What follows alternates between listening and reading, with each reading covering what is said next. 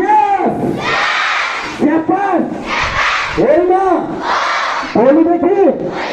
बहिनीहरू फुलको आँखामा काँडाको आँखामा यस युनियन लागू गर्दिन्न कसले गर्दैन भाइ लागू गर्दिन्न पक्का हो यस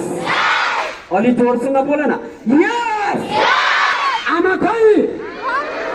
आमा खै त एउटा बच्चाको बिचरा आमा नै आउनु भएको रहेनछ यसको आँखामा आँसु आइहाल्यो किनकि यसले आज आमालाई सजाउनको लागि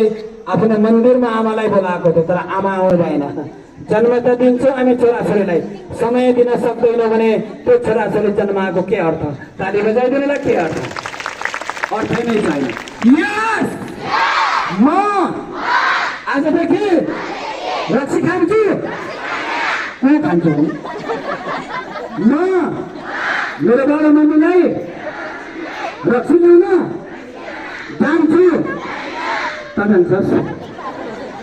त्यो पढाइ भएन ताली बजाउन सक्छ ओके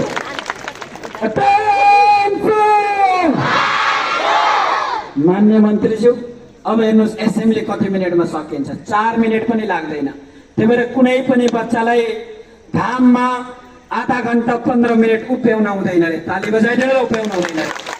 4 मिनटमा सबै सकिन्छ कति मिनटमा होइन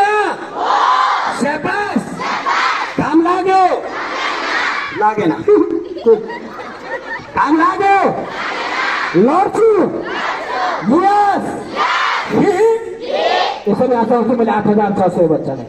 निराश भएको बच्चा पनि खुसी हुन्छ अनि भन्छ साँच्चै स्कुल मेरो रहेछ यहाँ खट्नुपर्छ तपाईँ खट्नु भएन भने अनि बच्चा कसरी खट्छ सरहरूको लाइनमा खट्नुपर्छ मेरो स्कुलमा 351 जना टिचर छौँ तर लाइनमा आउनु भएन भने